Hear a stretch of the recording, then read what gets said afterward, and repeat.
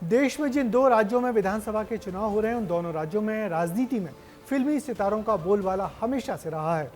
तमिलनाडु में तो एमजीआर से लेकर करुणानिधि तक फिल्मों से जुड़े रहे।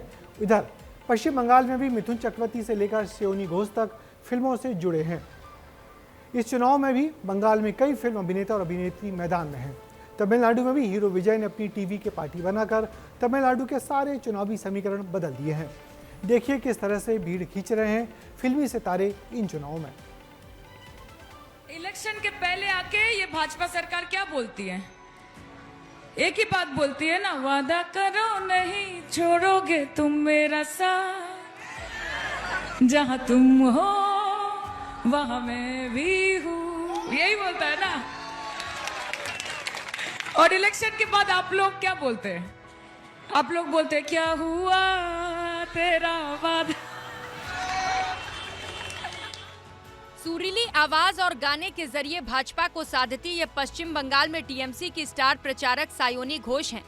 लोकसभा सांसद हैं और इनकी सुरीली आवाज से आप ये समझ भी गए होंगे कि पेशे से ये एक गायक हैं। राजनीति शुरू करने से पहले ये एक्टर और सिंगर रह चुकी हैं।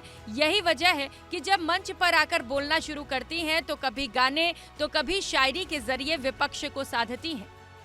माझी हला कृष्णा छेड़ दे नौकाया में जावा मदीना, कि बीजेपी समस्या है, दीदी समाधान है, बीजेपी कटी पतंग है, ममता दी पूरा आसमान है। पश्चिम बंगाल में चुनाव प्रचार जोरों पर है और यहाँ फिल्मी जगत के सितारे भी चुनावी प्रचार में खूब धूम मचा रहे हैं। टीएमसी ने बारानगर में सायातिका बनर्जी को टिकट दे दी है। खुद ममता बनर्जी भी उनके समर्थन में रैली निकाल चुकी हैं।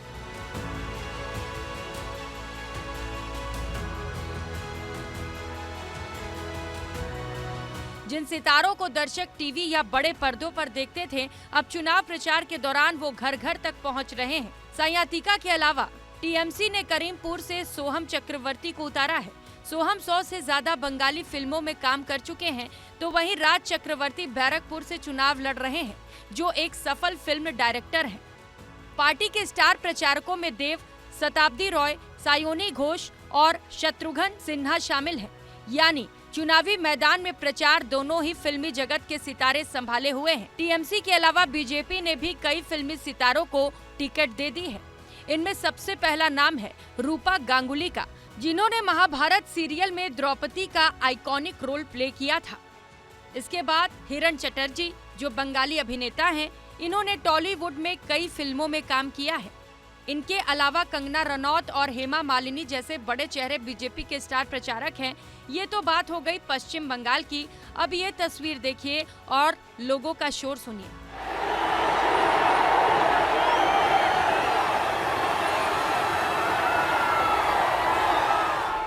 ये भीड़ एक्टर विजय नहीं बल्कि नेता विजय थैलापति के लिए इकट्ठा हुई है। विजय ने तमिलगा वेट्री कजगम यानी कि टीवीके उनकी खुद की नई पार्टी बनाई है और इसके लिए वो हर दिन प्रचार प्रसार कर रहे हैं।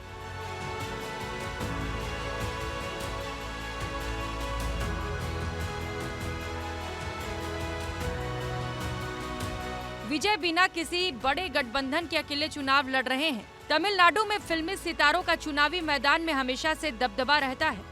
डीएमके संस्थापक सीएन अन्नादुरै एक फिल्म लेखक थे। सुपरस्टार अभिनेता एमजी रामचंद्रन ने ही एआईएडीएमके की स्थापना की और सीएम की कुर्सी पर विराजित हुए। वो प्रदेश के 3 बार सीएम बने। जयललिता का नाम भी इस लिस्ट में सबसे ऊपर आता है। जयललिता कुल 6 बार तमिलनाडु की मुख्यमंत्री बनी। फिल्मी पर्दे से लेकर सियासी मंच तक सितारों की चमक अब वोटों में तब्दील करने की कोशिश जारी है। कहीं सुर और शायरी से सियासत साधी जा रही है, तो कहीं स्टार पावर के दम पर जनता को लुभाने की कवायद हो रही है। अब देखना ये होगा कि ये सितारे बॉक्स ऑफिस की तरह बैलेट बॉक्स पर भी हिट साबित होते हैं या नहीं। ब्यूरो रिपोर्ट, विस्तार न्यूज।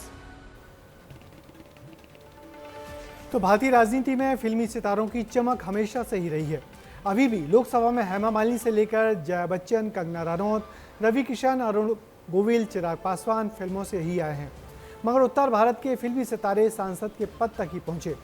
शत्रुघ्न सिन्हा जरूर कुछ समय केंद्रीय मंत्री रहे, मगर दक्षिण भारत में फिल्म स्टार तमिलनाडु, आंध्र प्रदेश में मुख्यमंत्री भी बने। क्योंकि दक्षिणी राज्यों में फिल्मों का जादू दर्शकों के सिर पर चढ़कर बोलता है।